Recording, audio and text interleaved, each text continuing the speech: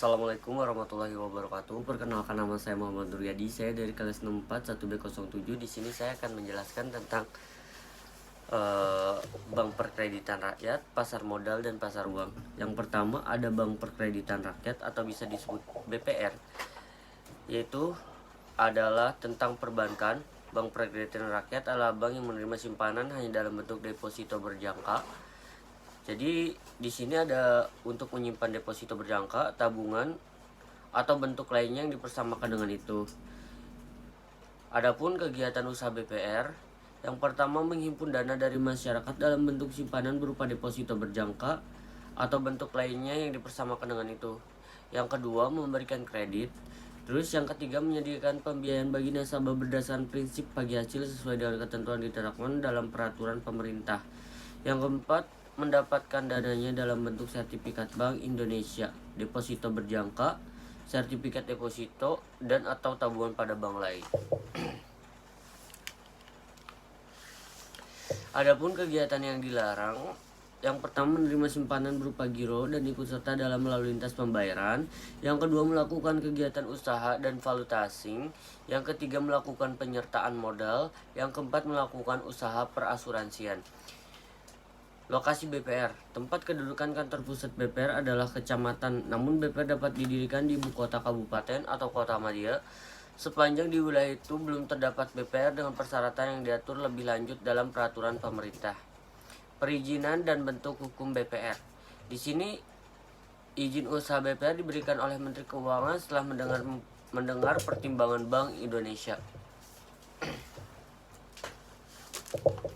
Terus ada bentuk hukum dan pendirian BPR adalah sebagai berikut. Di sini ada perusahaan daerah, yang kedua koperasi, yang ketiga perseroan terbatas, yang keempat bentuk lain yang ditetapkan dengan peraturan pemerintah. Adapun segi hukum BPR, yang pertama BPR hanya dapat didirikan dan dimiliki oleh warga negara Indonesia. Badan-badan hukum Indonesia seluruh pemiliknya warga negara Indonesia, pemerintah daerah,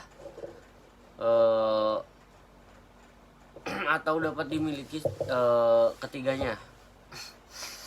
Yang kedua, BPR yang berbentuk koperasi, pemiliknya diatur berdasarkan ketentuan dalam undang-undang tentang perkoperasian yang berlaku. Terus ada modal store minimum BPR sebagaimana diamanatkan oleh PBI nomor 8 tanggal 26 PBI 2026 tentang 2006 tentang BPR. Dalam pasal 4 secara jelas ditegaskan bahwa untuk pendirian BPR ditetapkan modal store minimum sebagai berikut. Yang pertama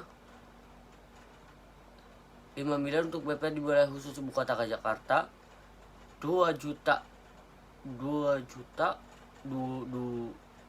untuk BPR di ibu kota provinsi Jawa dan Bali, 2 miliar untuk BPR Jawa Bali serta di wilayah kabupaten atau kota Bogor, Depok, Tangerang, dan Bekasi. Terus adapun pasar modal di sini. Pasar modal capital market merupakan suatu tempat bertemunya para penjual dan pembeli untuk melakukan transaksi dalam rangka memperoleh modal. Instrumen pasar modal ada 2 jenis, yaitu saham dan obligasi. Nah, apa itu saham? Saham itu adalah suatu yang bersifat kepemilikan. Dan apa itu obligasi? Obligasi itu merupakan instrumen hutang bagi perusahaan yang hendak memperoleh modal. Di sini ada pasar perdana dan sekunder.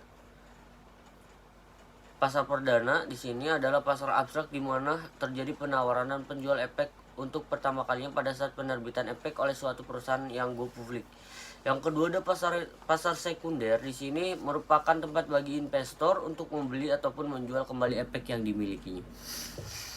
Terus ada pelaku pasar modal. Yang pertama ada emiten, investor, ada underwriter, ada agen penjual, ada penanggung, guarantor, ada juga wali, ada juga pialang, ada juga biro administrasi efek, dan yang terakhir tempat penitipan harta.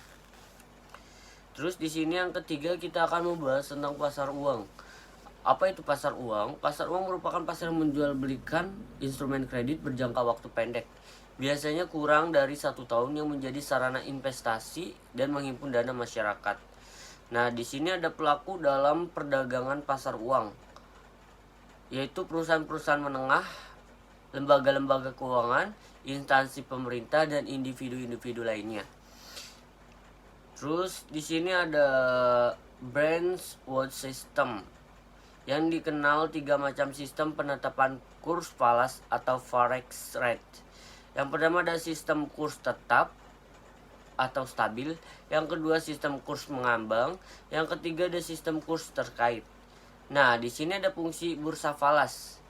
Fungsi bursa falas itu menyediakan transaksi pembayaran internasional, menyediakan fasilitas kredit jangka pendek, memberikan fasilitas hedging, yaitu tindakan perusahaan untuk